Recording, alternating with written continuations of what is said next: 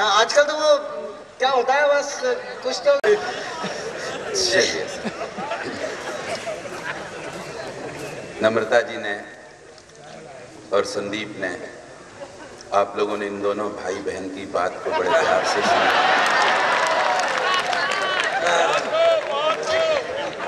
अब जेठ जी खड़े हुए हैं।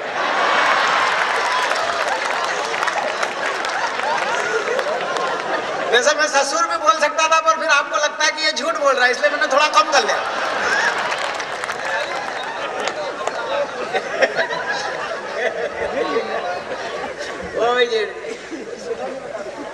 धार्मिक बातों पर आपका मन बड़ा लगता है, इससे मुझे पता लगा बैठे बैठे। विशुद्ध धार्मिक लोग हैं आप लोग। आपकी धार्मिक भावना को प्रणाम करता हूँ। ये फोटोग्राफर आ गया है, खींचो भैया। है की बात नहीं है, मेरे बहाने जिनके फोटो बार बार खींच रहा आप सब लोग जानते हो। ये फोटोग्राफर ये कैसी आत्मा होती है जिसको ये अधिकार होता है किसी को भी एक आंख से देखे, कोई इसको कुछ नहीं कहता। ये बार बार आज मौके का फायदा उठा रहा है भाई साहब।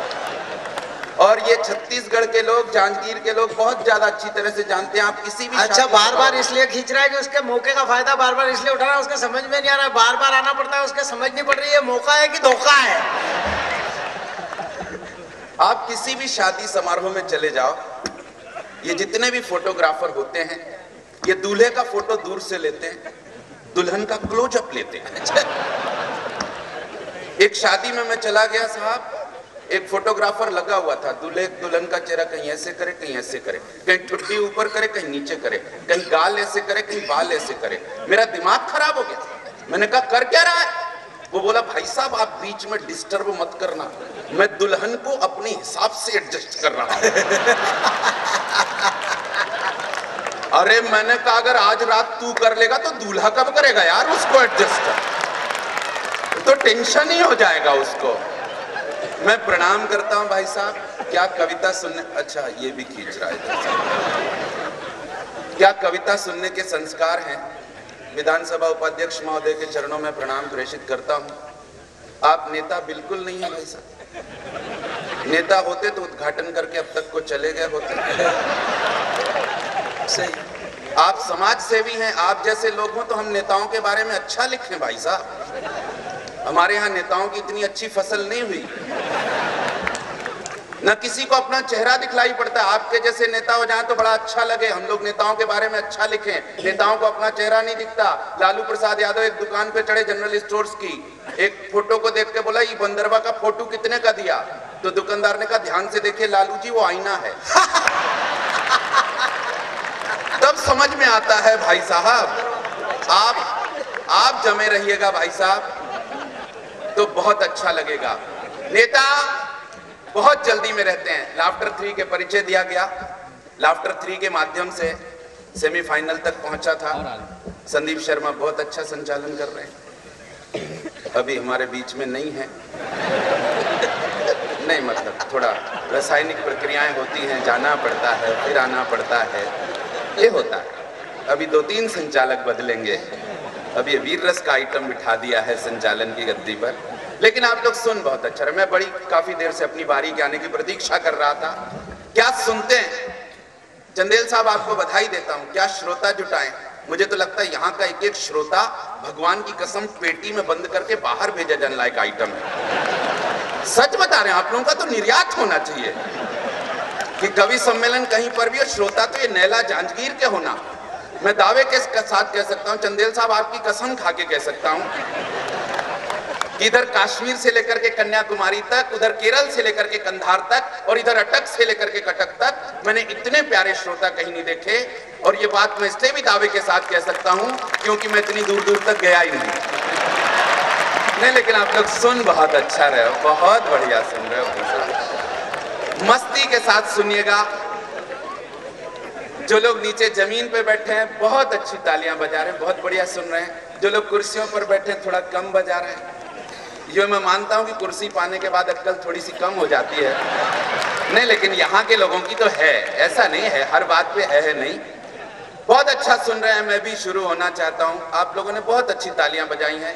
पीछे जो लोग बैठे उनने तालियां नहीं बजाई हैं तो एक ज्ञान की बात लेकर के जाएं। पीछे के लोगों के भी हाथ दिखे मुझे, आप लोग भी थोड़ा ज्यादा ऊर्जा के साथ तालियां बजाना। इसलिए बजाना क्योंकि चंदेल साहब हर चीज का हर जन्म का कोटा फिक्स होता है।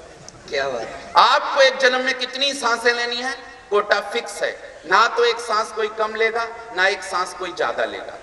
आपको एक जन्म में कितना हंसना है कोटा फिक्स है, ना तो कोई कम हंसेगा ना कोई ज्यादा हंसेगा। उसी प्रकार हे जांजगीर के ज्ञानवान पुरुषों, आपका एक जन्म का ताली बजाने का कोटा भी फिक्स है। इसलिए इस जन्म का ताली बजाने का कोटा इसी जन्म में खत्म कर लेना।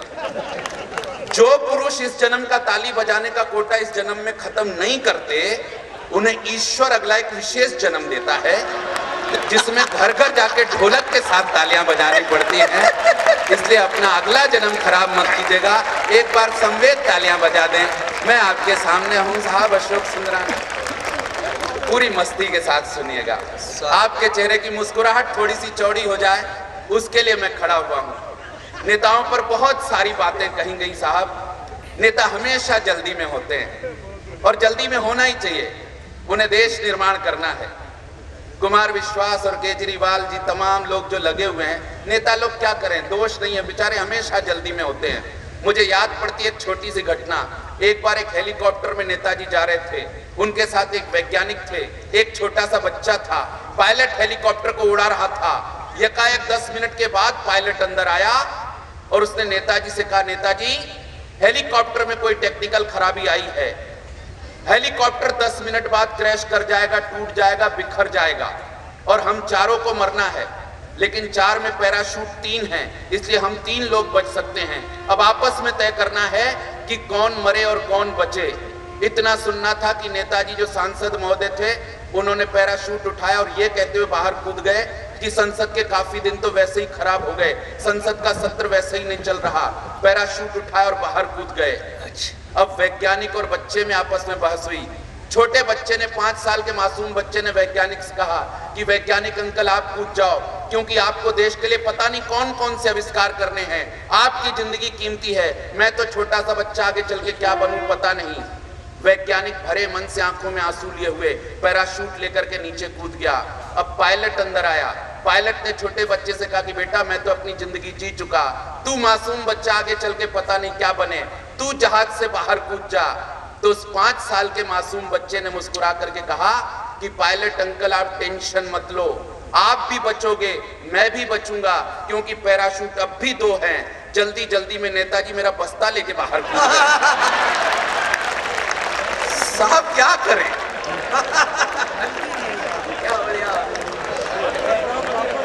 इतनी जल्दी में रहते हैं, इसलिए मैं कोई टेंशन नहीं पालता, सिर्फ हंसने मुस्कुराने की बात करता हूं। आप हंसिएगा, मुस्कुराइएगा। जो लोग सपत्नीक आए हैं, ईश्वर उन्हें हंसने की हिम्मत दे। शादी के बाद स्थिति ये हो जाती है कि पति को बेचारे को किसी बात पे हंसी भी आती है तो वो दयनीय दृष्टि से पत्नी की तरफ देखता है। पत्नी कहती हाँ बेटा हंस, तब वो बेचारा हंसता है। डॉक्टर साहब नई नई शादी होती है तो अच्छा लगता है उनके कमरे देखना, ऊर्जा होती है, उत्साह होता है। आप नई नई शादी होने वाले के कमरे देखो, गुलाबी दीवारें, प्रिंटेड पर्दे, डिओड्रेंट, सेंट की बोतल, विदेशी फिल्मों की सीडी कैसेट्स।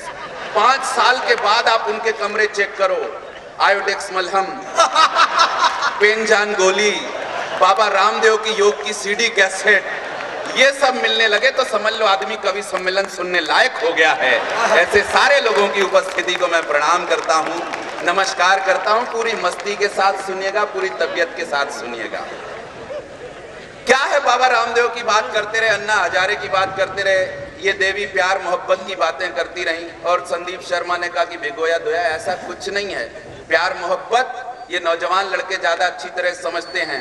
प्यार मोहब्बत आजकल का ऐसा है कि वो आती रही, मिलती रही, इसे हम प्यार समझ बैठे, एक दिन नहीं आई अपन रविवार समझ बैठे। ये आजकल के प्यार की स्थिति है। याद नहीं आया था, छूट गया था। आइए प्रणाम करता हूं आप सबको। एक छोटी सी बात कहना चाहता हूं। इस बीच में एक शख्स और उठा, ये एक चाल में लड़खड़ाहट है, चाल में मस्ती है, उसके पीछे एक और आदमी गया कि कहाँ जा रहा है, किस तरफ को जा रहा है। अच्छा किसी का पड़ोसी चला जाए तो उसके पीछे पीछे वो भी चल देता है कि जा किधर रहा है। इधर हम तो कविता सुन के इतिहास बना रहे हैं, कहीं अगला भूगोल ना बिगाड़ करके रख दे घर का, इसलिए वो भी उसके पीछे पीछे चल देता है। ये आवक जावक का वातावरण बना हुआ है। इस बीच में वो देखने आया कि गई किधर, वो जिसे ढूंढ रहा वो आज आई नहीं बेचारा, यहाँ तक ढूंढने चला आया। चलो कोई उसकी मदद कर देना। आइए मैं शुरू होना चाहता हूँ। मैंने कहा आपके चेहरे की मुस्कुराहट लंबी चौड़ी हो जाए, इसके लिए मैं खड़ा हुआ हूँ। लाफ्टर 3 के सेमीफाइनल तक की यात्रा की, बाबा रामदेव की बात हुई, अन्ना हजारे की बात हुई। साहब बाबा का अपना काम है साहब, बाबा ने योग का विस्तार किया, योग की साधना घर घर फैलाई, आदमियों में जागरूकता आ गई, आदमियों में क्या जानवरों तक में जागरूकता आ गई। वो एक मुर्गी पहुंच गई एक जनरल स्टोर्स की दुकान पे 5 का नोट लेके, बोले भाई साहब 2 अंडे देना। तो दुकानदार ने मुर्गी को ध्यान से देखा, बोले मैडम आप तो खुद अंडों की फैक्ट्री, आप काय को अंडे लेने आई हैं। तो मुर्गी ने मुस्कुरा के कहा मेरे मिस्टर ने कहा है 5 रुपए की चीज के पीछे अपना फिगर खराब करने की जरूरत नहीं है। ये जानवरों तक में जागरूकता आई है भाई साहब योग के कारण। योग कमाल का है। मेरा एक मित्र चला है, बोले सुंदरानी जी नमस्ते। मैंने कहा नमस्ते। बोले सांस लेने में तकलीफ होती है, क्या करूं? मैंने कहा कितने बजे सो के उठता है? वो बोला सुबह के 8 बजे। मैंने कहा होएगी। सुबह के 6 बजे तक बाबा रामदेव के सारे चेले खींच के सारी ऑक्सीजन खत्म कर देते हैं, उसके बाद तो तू उठता है। ऑक्सीजन मिले तो मिले, कहां से तेरे को? अरे बोले भाई साहब मजाक मत करो, सीरियसली बताओ। मैंने कहा सीरियसली बताना, बाबा के पास जाओ। वो चला गया हरिद्वार साहब, दिसंबर का महीना, ठंड के दिन, बाबा के चरणों में लेट गया। बोले बाबा सांस लेने में तकलीफ होती, क्या करूं? बाबा बोले बेटा कितने बजे उठता है? वो बोला सुबह के 8 बजे। बाबा बोले बेटा जल्दी उठा कर, जो जल्दी उठेगा वो फायदे में रहेगा। उसने बाबा की बात मानी, अपने शहर लौट आया। सुबह 4 बजे घूमने निकल पड़ा। ठंड के दिन, दिसंबर का महीना, कोहरा धुंध। एक चोर मिल गया, उसने चाकू दिखा के रुपए पैसे घड़ी बड़ी सब उतरवा। वो रोता रोता बाबा के पास गया। बोले बाबा आपके चक्कर में तो मैं लुट गया।